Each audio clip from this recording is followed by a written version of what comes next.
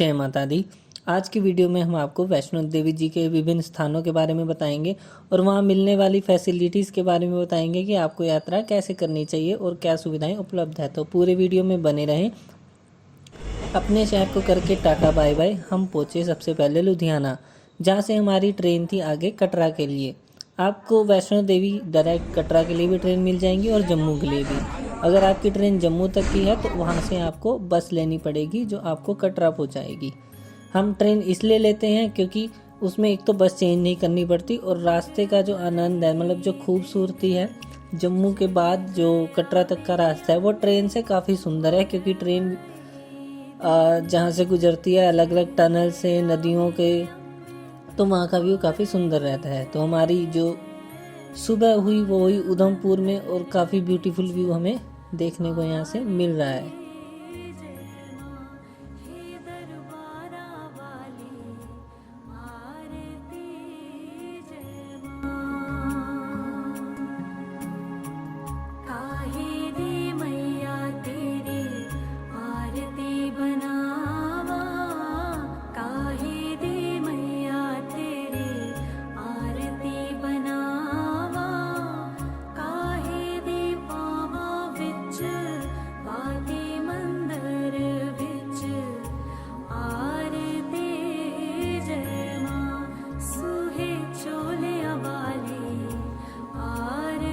तो काफ़ी सुंदर सुंदर रास्तों के निहारने के बाद हमें दिखता है माता रानी का त्रिकुटा पर्वत, और यहाँ से हमें ट्रेन से ही दर्शन हो जाते हैं माँ अर्धकुंवारी के। और यहाँ से इसी पर्वत के दूसरी साइड में जो है माता रानी का भवन स्थित है। और ये है कटरा का स्टेशन। अभी हम कटरा के स्टेशन पे पहुँच चुके हैं और कटरा का स्टेशन काफ़ी साफ़ सुथरा स्टेशन है। यहाँ आपको बहुत अच्छे से सफाई मिलेगी। और यहाँ मैं आपको बता दूँ कि आप अपनी यात्रा की शुरुआत करने के लिए यात्रा पर्ची भी यहीं से ले सकते हैं। स्टेशन से ही यात्रा पर्ची लेकर आप अपनी यात्रा शुरू कर सकते हैं। यहाँ पर वेटिंग हॉल मैं अभी आपको दिखा रहा हूँ। वेटिंग हॉल काफ़ी साफ़ है। यहाँ पर आप रेस्ट भी कर सकते हैं अगर आपकी ट्रेन लेट है या फिर टाइम नहीं हुआ। तो अभी स्टेशन से बाहर निकलकर हम जा रहे हैं यात्रा के लिए। इसके लिए हम सीधा बाणगंगा का ऑटो लेंगे। अगर आप चाहें होटल में रेस्ट करना चाहें तो आप बस स्टैंड तक का ऑटो भी ले सकते हैं, जहां से आपको आसपास बढ़िया होटल मिल जाएंगे। तो 210 रुपये किराया है बाणगंगा तक का सीधा, एंड किराए फिक्स है यहाँ पर। और ये आ गया बस स्टैंड। आप चाहें तो यहाँ तक का भी ऑटो ले सकते हैं। यहाँ पर भी यात्रा पर्ची काउंटर है। अगर आप स्टेशन पे नहीं लेते, आपको मतलब कि अगले दिन लेनी है यात्रा पर्ची या स्टेशन पर आपने नहीं ली, यहाँ पर होटल भी ले सकते हैं। और सामने जो ब्लू कलर का आपको बोर्ड दिखाई दे रहा है, इसी बस स्टैंड चौक पे, यहाँ से आप यात्रा पर्ची ले सकते हैं। हमने स्टेशन से ही अपनी यात्रा पर्ची ली और अपनी यात्रा शुरू कर दी। और सबसे पहले हम पहुँचते हैं बाणगंगा चेक पोस्ट। यहीं से हमारी यात्रा की शुरुआत होती है। बाणगंगा चेक पोस्ट पे बेसिकली आपके सामान की जांच की जाएगी अभी। और यहाँ पर इसके बाद आप लैपटॉप कैमरा लेकर नहीं जा सकते। अगर आपको कोई रिकॉर्डिंग करनी है तो आप फ़ोन से ही कर सकते हैं। यहाँ पे आपकी सामान की पूरी चेकिंग होगी। तो चेकिंग करवाने के बाद हमने सबसे पहले गणेश जी महाराज को प्रणाम किया, क्योंकि वहाँ एक छोटा सा मंदिर बना हुआ है, और अपनी यात्रा को प्रारंभ किया ताकि हमारी यात्रा मंगलमय रहे। और यहाँ पर थोड़ा आगे चल के ही आपको एक लंगर भवन मिल जाएगा। लंगर ये जो है टी सीरीज़ था जिनका, Gulshan Kumar G T series है उनके बेटे का भी, तो वो यहाँ पर लंगर चलाते हैं। यहाँ पर सुबह के टाइम जो है चाय और मट्ठी का प्रसाद मिलता है, जो कि मेरा बहुत फेवरेट है। और यहाँ पर अभी चाय मट्ठी का प्रसाद मिल भी रहा है, तो अभी हम इंजॉय करेंगे चाय मट्ठी को।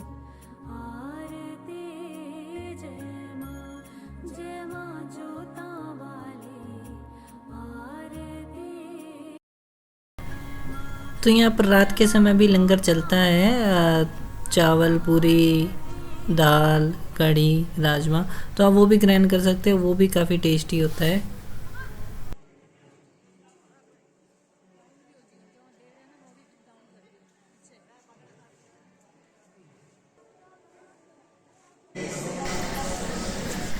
इसके बाद हमने अपनी आगे की यात्रा प्रारंभ की यहाँ पर घोड़े, पिट्ठू, पालकी सभी की रेट फिक्स है, तो आपको किसी प्रकार की समस्या नहीं आएगी। आप इनके लेकर भी सहायता आगे जा सकते हैं। सबसे पहले हम पहुँचे बाणगंगा मंदिर। इसे बालगंगा भी कहते हैं क्योंकि माता रानी जी ने पत्थरों में अपने बाण से बाण मारकर पानी निकाला था और वहाँ अपने केश धोए थे, इसलिए इसे बालगंगा भी कहते हैं। इसे आगे चलकर एक स्नान घाट है जो कुछ समय पहले बना है, आप वहाँ भी स्नान कर सकते हैं। अभी हम वहाँ जा रहे हैं।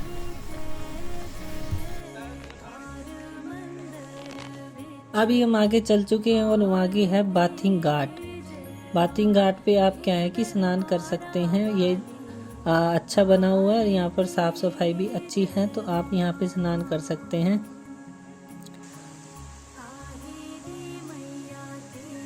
तो बाणगंगा स्नान घाट पर स्नान करने के बाद हम जा रहे हैं आगे की यात्रा के लिए, और पूरी यात्रा में बने रहिए। जय माता दी। इसके बाद हम पहुँचे हैं माँ इच्छा पूर्ति मंदिर। ये बाणगंगा स्नान घाट से कुछ आगे चल कर ही है, और यहाँ पे बहुत सुंदर सुंदर मूर्तियाँ हैं, बहुत ही प्यारी मूर्तियाँ हैं, और इसका नाम है माँ इच्छापूर्ण माँ भगवती मंदिर। आप यहाँ दर्शन करके ज़रूर आगे की यात्रा करिए। हमने भी यहाँ के दर्शन किए और आप आगे पहुँचे हम माँ चरण पादुका। यहाँ पर ये वो स्थान है जहाँ पर माता रानी ने जब भैरव उनका पीछा कर रहे थे, पीछे मुड़कर देखा था यहाँ रुककर, तो यहाँ पर माता रानी के पैरों के निशान है या चरणों के निशान है, तो आप उनके चरणों के दर्शन कीजिए और आगे की यात्रा कीजिए। सामने आपको ये दिखाई दे रहा होगा मंदिर जो अधूरा पड़ा है, पूरा नहीं हुआ, काफ़ी टाइम से मंदिर ऐसा ही है। तो इसकी हिस्ट्री में बता दूं कि ये मंदिर श्राइन बोर्ड द्वारा ही बनाया जा रहा था, लेकिन कुछ स्थानीय लोगों को लगा कि इससे वहाँ पर भीड़ भाड़ जो है बढ़ जाएगी और उनकी शांति भंग होगी, तो इसलिए उन्होंने वहाँ पे स्टे ले लिया। तो अब ये मंदिर पूरा नहीं हो पाया, अभी इसका निर्माण कार्य रुका ही हुआ है। तो हमने आगे की यात्रा शुरू की और हम पहुँचे उस मोड़ पर जहाँ पर आपको मैं एक जानकारी दे दूँ। यहाँ से ना दो रास्ते निकलते हैं, एक तो है हिमकोटी मार्ग जो 5.5 किलोमीटर का है दरबार के लिए, एक 6.5 किलोमीटर का है जिसमें अर्धकुंवारी आएगी। अगर आप अर्धकुंवारी के दर्शन करना चाहते हैं, अर्धकुंवारी में जो गुफा है, तो आप इसी रास्ते से जाइए और अपनी पर्ची ले लीजिए गुफा के दर्शन के लिए। इससे क्या होगा कि जब आप ऊपर से दर्शन करके माता रानी के और भैरव बाबा के वापसी में आएंगे तो आपका नंबर तब आएगा, क्योंकि यहाँ पर वेटिंग है। तो हम भी इसी रास्ते से गए हैं, अभी पहुँचे हैं, और यहाँ से हम यात्रा जो है गुफा के लिए अपनी पर्ची लेंगे, और उसके बाद जो वेटिंग का समय रहता है वो भीड़ पर डिपेंड करता है। अगर ज़्यादा वेटिंग होती है तो अगले दिन ही नंबर आता है, कम वेटिंग होती है तो उसी दिन ही नंबर आ जाता है। साथ ही साथ अर्धकुंवारी पे आपको खाने के बहुत अच्छे अच्छे ऑप्शन मिल जाएंगे। यहाँ सागर रत्ना भी आपको मिल जाएगा खाने के लिए, और यहाँ पर श्राइन बोर्ड का जो है कैंटीन या फिर आप कह सकते हो भोजनालय वो मिल जाएगा, वहाँ पर भी काफ़ी अच्छा खाना आपको मिल जाएगा। ये बीकानेर वाला के बिल्कुल सामने सीढ़ियाँ में लेफ्ट हैंड साइड पे यात्रा गुफा के लिए पर्ची हमने ले ली है यहाँ से, और अब हम देखने जा रहे हैं कि हमारा नंबर कौन सा चल रहा है। इससे हमें अंदाज़ा लग जाएगा कि अप्रोक्सीमेट कितना टाइम लगेगा। जैसे कि 545 चल रहा है और हमें मिला है 597 नंबर, तो यानी कि हमारा अगर अब जैसे बजे हैं 9 तो शाम तक हमारा नंबर आ जाएगा। लेकिन क्योंकि हमारा प्लान है ऊपर रुकने का ही, तो अगले दिन ही हम दर्शन कर पाएंगे। अगर आपका नंबर टप जाता है तो आपको दर्शन करने दिए जाएंगे। यहाँ पर एक और जानकारी मैं दे दूँ कि यहाँ से 2 रास्ते निकलते हैं अर्धकुंवारी के लिए। एक तो बिल्कुल सामने जो दिख रहा है जिस पर लिखा हुआ है हिमकोटी मार्ग, ये बहुत ही आसान रास्ता है। यहाँ पर घोड़े भी नहीं हैं, मतलब पैदल यात्रियों के लिए है, और यहाँ से बिल्कुल साफ़ रास्ता है, यहाँ बहुत आसानी से आप यात्रा कर सकते हो। और यहाँ पर जैसे कि एक क्लॉक रूम भी है, और यहाँ पर जो है भवन भी है यहाँ पर रुकने के लिए। यहाँ पर आप बेड बुक करवा सकते हो, 120 रुपीज़ आपको बेड मिल जाएगा। यहाँ पर रेस्ट करना चाहते हो अर्धकुंवारी में, आप रात रुकना चाहते हो तो यहाँ रुक सकते हो। यहाँ पर कंबल भी आपको मिल जाएंगे, कंबल के लिए भी यहाँ अलग से काउंटर है। और अगर बेड में जगह नहीं मिलती 120 वाले वेटिंग में, अगर वहाँ पर भीड़ होती है, तो सामने जो ये सीढ़ियाँ जा रही हैं बिल्कुल हिमकोटी के साथ में, यहाँ पर आप वेट कर सकते हो। यहाँ पर मैं ऊपर गया हूँ अभी, और यहाँ पर आप क्या है कि रेस्ट कर सकते हो। आप कंबल बाहर से ले सकते हो, और यहाँ पर रूम्स बने हुए हैं इसी हॉल पर, और इससे ऊपर भी सीढ़ियाँ हैं। तो यहाँ पर आप वेट कर सकते हो। अगर आप दर्शन के लिए वेट कर रहे हो तो यहाँ पे ऊपर बैठ के भी यहाँ से आप देख सकते हो कि कौन सा नंबर चल रहा है। और अर्धकुंवारी में जो गुफा है वहाँ माता रानी जी ने 9 महीने तक तपस्या की थी। जब भैरवनाथ उनका पीछा कर रहे थे उस समय हनुमान जी बाहर गुफा की रक्षा कर रहे थे, और गुफा के अंदर माता रानी तपस्या कर रही थी 9 महीने के लिए। और अभी हम चल पड़े। अर्धकुंवारी के लिए मैं बता दूं, गुफा नहीं करवाए जाते, तो मतलब कि अगर 4 से 7 के बीच आप पहुँचते हैं तो आपको 7 बजे के बाद का वेट करना पड़ेगा। हिमकोटी के रास्ते पर ही है एक डोसा लवर्स के लिए डोसा पॉइंट। तो अभी हम पहुँचे हैं डोसा पॉइंट पे। तो यहाँ से आप डोसा ले सकते हो। काफ़ी अच्छी क्वालिटी का डोसा आपको यहाँ मिल जाएगा, और काफ़ी फेमस डोसा पॉइंट है। और कुछ ही आगे चलकर हमें दीदार हो गए हमारे माता रानी जी के दरबार के, जिसका हम बहुत वेट कर रहे थे इसी व्यू को देखने के लिए। तो अभी यहाँ से हमें दर्शन स्टार्ट हो गए। तो अभी प्रणाम करके ये भवन के पास की बिल्डिंग की स्टार्ट हो जाती है। यहाँ पे मैं थोड़ा व्यू दे दूँ। अभी जो है सामने आपको दिख रहा होगा भेंट शॉप, ये सबसे पहले ही आपको दिख जाएगी जहाँ से दरबार की बिल्डिंग्स की शुरुआत होती है। भेंट शॉप वहाँ बनी हुई है। इनके बिल्कुल सामने एक पार्वती भवन है। वहाँ पर भी जैसे अगर आप रात को रुकना चाहते हैं तो बेड रेंट पर ले सकते हैं। वहाँ पे आप पूछ सकते हैं, अगर वहाँ पर अवेलेबिलिटी होगी तो आपको मिल जाएगा। और थोड़ा आगे चल के यहाँ पे अभी ये है बैटरी कार। मान लो आप उतरना चाहते हो, पैदल नहीं जाना चाहते, तो अर्धकुंवारी तक आपको यहाँ से बैटरी कार मिल जाएगी। ये थोड़ा अलग रास्ता है, बीच में गुफा के लिए आपको वापस आना पड़ेगा अर्धकुंवारी के लिए। अगर आप बैटरी कार से जाते हैं तो बैटरी कार भी आपको मिल जाएगी। 236 रुपये इसका किराया है एक पर्सन का। और बिल्कुल बैटरी कार के आगे मनोकामना भवन है, जो भी पीछे की व्यू में मैंने आपको दिखाया था मनोकामना भवन। यहाँ पर भी आप बेड के लिए ट्राई कर सकते हो, अगर अवेलेबिलिटी होगी तो ज़रूर होगा। और यहाँ पर वैसे बुकिंग चलती हैं, ऑनलाइन बुक कर सकते हो आप। और तो मैंने आपको बताया कि भेंट शॉप के बिल्कुल सामने पार्वती भवन है, वहाँ बेड का पता कर सकते हो आप। और थोड़ा आगे चल के मनोकामना भवन है, वहाँ ऑनलाइन पहले बुकिंग करवा के जा रहे हो तो बहुत अच्छी बात है। वहाँ पे भी आप ट्राई कर सकते हो, अगर अवेलेबिलिटी होगी तो आपको मिल जाएगा। और भेंट शॉप भी बिल्कुल सामने है, वहाँ एक ही भेंट शॉप नहीं है, और भी भेंट शॉप हैं। तो आप अगर एक भेंट शॉप बंद मिलती है आपको टाइमिंग के हिसाब से, तो नेक्स्ट भेंट शॉप ट्राई कर सकते हो। भेंट शॉप जो है वो भी मनोकामना भोजनालय या मनोकामना डोरमेट्री को उसके बिल्कुल आगे है। तो आपको बैटरी कार के बिल्कुल आगे मिल जाएगा मनोकामना भवन, और उसके आगे मिल जाएगा भेंट शॉप भी मिल जाएगी। तो अभी ये है लॉकर। अगर आप सामान जमा करवाना चाहते हो सिर्फ दर्शन के लिए, तो यहाँ वेट करके लाइन लगती है लॉकर के लिए थोड़ी। जैसे ही खाली होता है, ये नीचे लॉकर का रास्ता जा रहा है।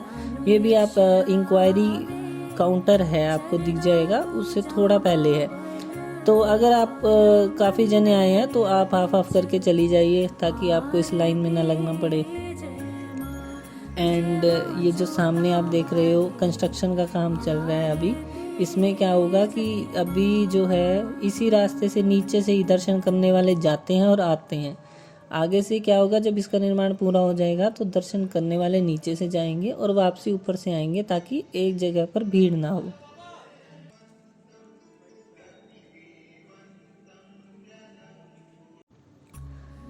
तो ये पूरी लाइन लगती है। अभी फ़िलहाल थोड़ी भीड़ कम है, तो यहाँ पर दर्शन के लिए आराम से आप जा सकते हैं, ज़्यादा भीड़ नहीं है। सामने जो आपको पुल दिख रहा है, इसकी मैं जानकारी दे दूं। ये पुल आप देख लीजिए ध्यान से। इस पुल से आप जा सकते हो श्रीधर भवन। श्रीधर भवन एक धर्मशाला है जहाँ पे आप रुक सकते हो। मान लो अगर आपको बेड नहीं मिलता, क्योंकि बेड की संख्या कम है वहाँ पर, तो ये इसी पुल के ऊपर से आप जाओगे सीढ़ियाँ चढ़ के। तो यहाँ पर अभी हम भी जा रहे हैं आपको दिखाने के लिए कि कैसा है श्रीधर भवन। यहाँ पे आप रुक सकते हो। यहाँ पर आप क्या है कि कंबल रेंट पर लेके, रेंट पर नहीं, बेसिकली सिक्योरिटी ली जाती है आपसे कंबल की। कोई किराया नहीं लिया जाता, श्राइन बोर्ड के द्वारा सिक्योरिटी ली जाती है, जो कंबल वापस करने पर आपको मिल जाती है। बिल्कुल यहाँ पर एक J&K बैंक का आपको दिख रहा होगा ATM है। तो इस यहीं से ही आप सीढ़ियाँ चले, सेकंड या थर्ड फ्लोर पर आपको मिल जाएगा श्रीधर भवन। मैं आपको दिखा देता हूँ ऊपर जाके।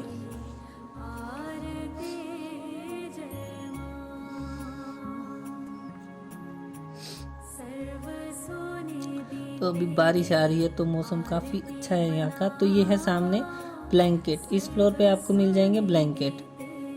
तो आप यहाँ ब्लैंकेट भी ले सकते हैं, थोड़ी देर रेस्ट करना है आपको जैसे भी, तो रात के समय यहाँ पे आपको ब्लैंकेट मिलते हैं। और ये है फ्री एकोमोडेशन, यहाँ पर आप कुछ ब्लैंकेट नीचे और कुछ ब्लैंकेट ऊपर ओढ़ के रेस्ट कर सकते हैं। रात रुकना चाहें अगर तो रुक सकते हैं। और यहाँ पर वॉशरूम की सुविधा उपलब्ध है, लेकिन अगर आप नहाने की बात करें तो बिल्कुल जो जिस पुल से अभी हम चढ़ के आए हैं वहाँ से नीचे उतर के बिल्कुल उसके सामने बाथिंग घाट है, वहाँ आपको नहाने के लिए जाना पड़ेगा। और श्रीधर भवन में वॉशरूम की सुविधा प्रॉपर उपलब्ध है।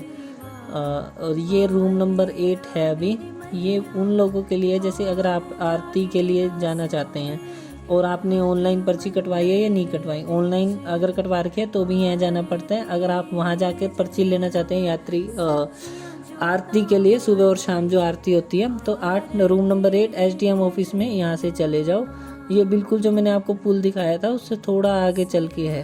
तो वहाँ से आप 2000 रुपये यात्रा जो है आरती की पर्ची का है, आप 2000 रुपये की रसीद लेके यहाँ पर कर सकते हो माता रानी की आरती में दर्शन। और यहाँ से भी, यहीं से ही हमें दर्शन के लिए आगे भेजा जाता है। मैं आपको माता रानी के दर्शन करवा दूँ तो यहाँ पर भी। और आरती में क्या है कि यहाँ वेटिंग में भी आ जाता है, जो लोग लाइन में लगे होते हैं आरती के समय, उनका नंबर इस हॉल में आता है जहाँ से अभी मैंने आपको दर्शन कराए हैं। और बिल्कुल सामने यहाँ से हम दर्शन करके वापस आते हैं। ये जो लोग हैं यहाँ नारियल, आप टोकन दे के अपना नारियल लेते हैं। और यहाँ पर है एक प्राकृतिक शिव गुफा। बहुत से लोग मिस कर देते हैं यहाँ जाना, क्योंकि उन्हें काफ़ी लोगों को पता नहीं है इस बारे में कि यहाँ पर एक शिव गुफा है। तो बिल्कुल जहाँ नारियल मिलता है उससे आप थोड़ा आगे आएंगे तो 99 सीढ़ीज़ का, मतलब स्टेयर्स का आपको बोर्ड मिल जाएगा। तो यहाँ से उतर के, और यहाँ पर मैं एक जानकारी और दे दूँ कि छोटे बच्चे होते हैं जो, उनके लिए दूध, यहाँ पर ना CRPF का एक ऑफिस है, तो छोटे बच्चों के लिए यहाँ पे ना दूध मिल जाता है। तो वो भी आप यहाँ से ले सकते हैं। बहुत लोगों को जानकारी नहीं होगी इस जगह की। शिव गुफा के रास्ते में बिल्कुल 20 एक सीढ़ियाँ उतरने के बाद यहाँ पे आपको मिल जाएगा। और ये देखो काफ़ी खूबसूरत नज़ारा है। शिव गुफा में आपको दर्शन करने के बाद जब आप जाएंगे ना, आपको बहुत अच्छा एहसास होएगा, क्योंकि यहाँ पे जो ठंडी ठंडी हवा चल रही है ना इस टाइम पे, तो वो काफ़ी सुकून सा मिलता है। तो शिव गुफा जरूर नीचे जाओ। सामने ये गुफा दिख रही है, यहाँ भीड़ नहीं रहती, अपना दर्शन करते ही लोग आगे बढ़ जाते हैं, तो यहाँ बिल्कुल भी भीड़ नहीं रहती।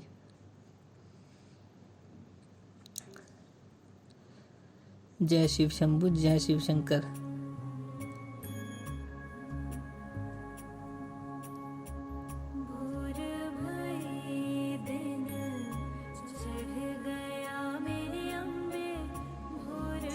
ये सामने से जल आ रहा है, हम भी इस जल को ग्रहण किया और शिव जी के दर्शन किए। अभी थोड़ा रात का समय हो चुका है। अभी यहाँ से ही भैरव घाटी का रास्ता जा रहा है। रात के समय यहाँ रोपवे नहीं चलता, दिन में चलता है। तो बिल्कुल आपको सागर रत्ना का बोर्ड दिख जाएगा, यही रास्ता भैरव घाटी की तरफ जा रहा है। फिलहाल हम यहीं रुकेंगे और कल करेंगे भैरव घाटी जी की यात्रा।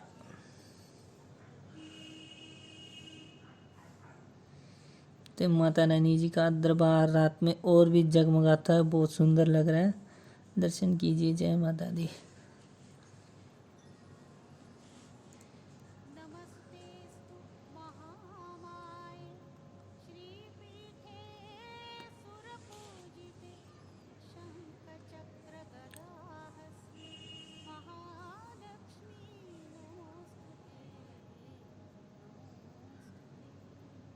रात में दर्शन करने की और माता रानी के दरबार की निहारने की बहुत ही मज़ा आता है, क्योंकि इस समय जो मौसम होता है काफ़ी ठंडा होता है।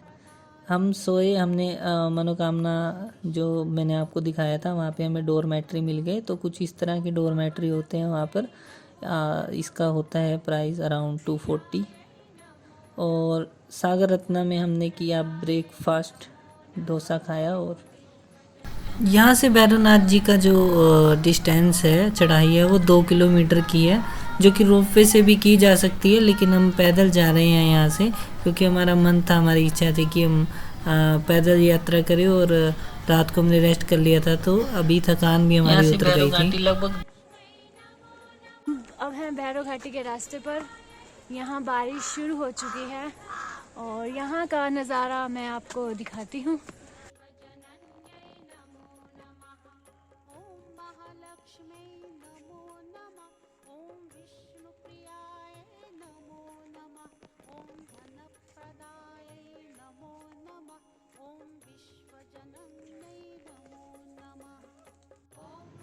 तो दर्शन कीजिए भैरवनाथ जी के।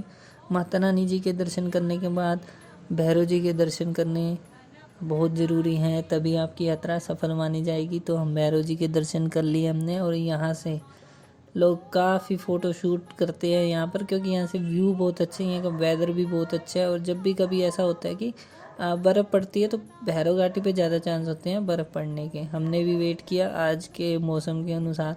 आज बर्फ़बारी थोड़ी बहुत होनी थी, लेकिन बिल्कुल भी नहीं हुए। तो हमने नज़ारों का आनंद लेने के बाद हम लाइन में लगे। यहाँ पर वैसे लाइन नहीं रहती ज़्यादा भैरव घाटी में। अगर आरती का समय हो, आरती के तुरंत बाद आप दर्शन करोगे तो लाइन देखने को मिलेगी, अदरवाइज़ यहाँ पर आपको फटाफट से दर्शन हो जाते हैं।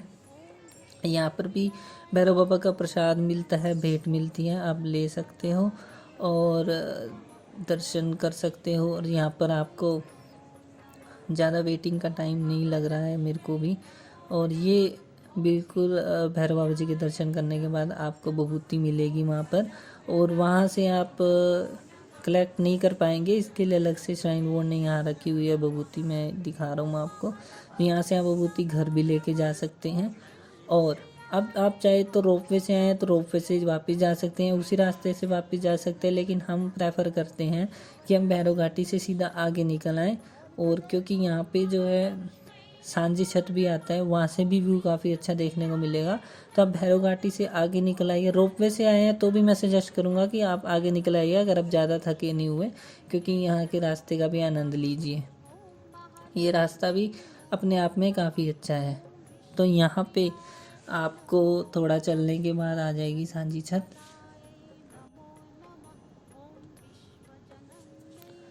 सांझी छत का मतलब सबकी छत, एक टाइप से आप यहाँ पर रेस्ट कर सकते हो, क्योंकि यहाँ पे काफ़ी खुला ग्राउंड है। और जब मैंने आपको अर्धकुंवारी में बताया था कि आप 2 रास्ते चुन सकते हो, जिसमें मैंने आपको प्रेफरेंस दी थी कि आप हिमकोटी से आइए। तो अगर आप हिमकोटी से ना, अगर पुराने रास्ते से आते, तो ये जो सामने रास्ता दिख रहा है, ये जा रहा है, ये भी भवन के लिए जा रहे हैं। यहाँ चढ़ाई थोड़ी खड़ी चढ़ाई है, जो थकान थोड़ी ज़्यादा हो जाती है। यहाँ घोड़े भी आते जाते रहते हैं, तो इसलिए मैंने आपको वो वाला रास्ता सजेस्ट किया था। आते बार आप इस रास्ते का आनंद लीजिए। और यहाँ से सांझी छत से भवन कटरा जो है, सांझी छत से 9 किलोमीटर का है। अब मैं आपको व्यू दिखाऊं क्यों हम सांझी छत से आते हैं, तो आप देखिए कितना प्यारा व्यू यहाँ से है। और हेलीपैड भी है बिल्कुल सांझी छत के पास, तो आते जाते आपको हेलीकॉप्टर भी दिखेंगे। एंड आप हेलीकॉप्टर से भी आ सकते हैं। थोड़ी मैं आपको हेलीकॉप्टर की भी सुविधा की जानकारी दे दूं कि 1700 रुपये इसका किराया है हेलीकॉप्टर का, एक साइड का। मतलब कि आप नीचे से ऊपर आते हैं तो 1700 रुपये, वापस जाते हैं तो 1700 रुपये, 3400 टोटल। आप चाहे तो एक साइड का भी ले सकते हैं कि आप सिर्फ आना चाहते हैं, वापसी आप पैदल जाएंगे। तो हेलीकॉप्टर मौसम ख़राब हो तो कैंसिल भी हो सकते हैं, तो आप वेदर देख के, वैसे तो आप पहले ही हेलीकॉप्टर बुक करा चुके होंगे, लेकिन कैंसिल हो सकते हैं अगर वेदर सही नहीं है तो। और आपको हेलीपैड जहाँ पर है, हेलीकॉप्टर जहाँ उतारेगा, वहाँ से 3 किलोमीटर का रास्ता है भवन का, तो वो आप घोड़े पर जा सकते हैं या पैदल जा सकते हैं। सांझी छत से बिल्कुल नीचे उतरने पर ये प्रसाद ज़रूर ग्रहण करें। कई बार क्या है कि सीधा हम चले जाते हैं, हमें दिखता नहीं है, तो बिल्कुल सांझी छत के पास ये प्रसाद के बोर्ड आपको दिख जाएंगे। सांझी छत से बिल्कुल ऐसे सीधा जाते हुए मैं आपको रास्ता दिखा रहा हूँ कि सांझी छत से बिल्कुल पास यहाँ पर जो है प्रसाद का बना हुआ है।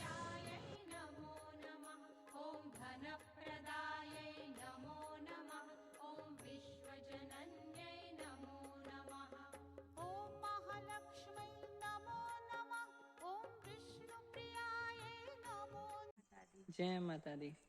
मैया देखा जो तेरा भवन, मुझसे कहने लगा मेरा मन, यहीं बस जाते हैं मेरी माँ, यहीं बस जाते हैं। जय माता दी। रोज होंगे तेरे दर्शन, मैया तुझको करेंगे प्रसन्न, यहीं बस जाते हैं मैया, यहीं बस जाते हैं भोली माँ, यहीं बस जाते हैं। जय माता दी। तो जब भी हम मैया के दरबार पे आते हैं हमारा यहीं बस जाने का मन करता है, क्योंकि यहाँ का इतना सुंदर दृश्य है, इसलिए हम रह भी नहीं पाते और हम माता रानी से प्रार्थना करते रहते हैं कि जल्दी से जल्दी अपने दर पर बुलाती रहे, क्योंकि यहाँ का नज़ारा इतना सुंदर होता है, माँ के भवन का नज़ारा। अभी हम जहाँ बैठे हैं वहाँ से मैं आपको नज़ारा दिखाता हूँ कि कितना सुंदर नज़ारा है। तो काफ़ी खूबसूरत दृश्य यहाँ हम बैठ कर देख पा रहे हैं। माता रानी जी के दरबार का दृश्य भी काफ़ी खूबसूरत होता है। और यहाँ पे जहाँ भी हम बैठे हैं यहाँ पर मौसम देखिए, यहाँ के बादल देखिए, पहाड़ों की खूबसूरती देखिए। इसके बाद हम पहुँचे अर्धकुंवारी, और अर्धकुंवारी के बाद का जो रास्ता है वहाँ से मार्केट शुरू हो जाती है। और अर्धकुंवारी के बाद हम तो सीढ़ियाँ प्रेफर करते हैं, क्योंकि सीढ़ियों से उतरना आसान होता है। चढ़ते हुए हम कभी सीढ़ियाँ प्रेफर नहीं करते, उतरते हुए हम सीढ़ियाँ प्रेफर करते हैं। तो अर्धकुंवारी के बाद से आपको बहुत ऑप्शन मिल जाते हैं सीढ़ियों से चढ़ने के लिए। सीढ़ियों में हम बैठकर अपने व्यू का आनंद ले रहे हैं, क्योंकि सीढ़ियों से जो व्यू है वो काफ़ी अमेजिंग आता है। अगर आप नॉर्मल रास्ता लेना चाहते हैं तो वो भी ले सकते हैं।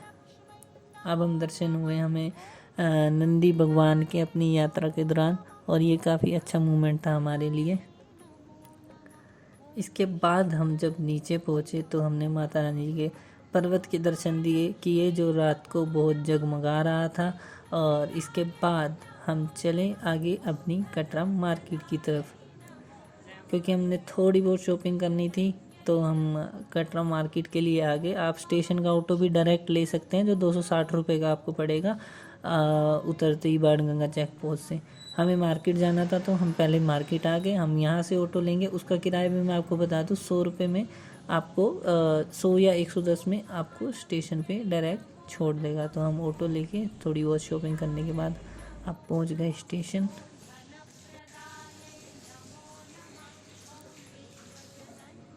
तो पहुंच चुके हैं हम अपने कोच के पास और ट्रेन में एंटर करने वाले हैं, और माता को प्रणाम करके जय माता दी, जय माता दी।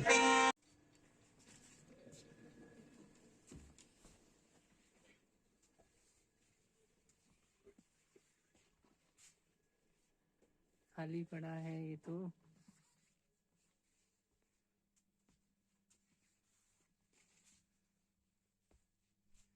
हमारी सीट कहाँ है? ये रही।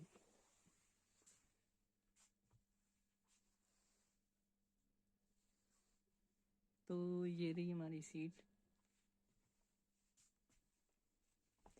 अब करेंगे रेस्ट, और यहाँ से भी दर्शन कर सकते हैं हम पर्वत के।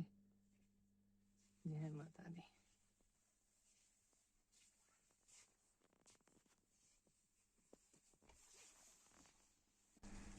यात्रा बहुत अच्छी रही, और पुरानी गुफा से माता रानी ने बहुत अच्छे दर्शन दिए।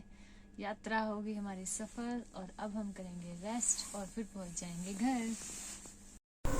अगर आपको हमारी वीडियो अच्छी लगी और हमारे द्वारा दी गई जानकारी अच्छी लगी तो प्लीज़ हमारे चैनल को सब्सक्राइब कीजिए, वीडियो को लाइक कीजिए और अपनों के साथ ये वीडियो शेयर कीजिए, ताकि उनकी यात्रा भी अच्छी हो।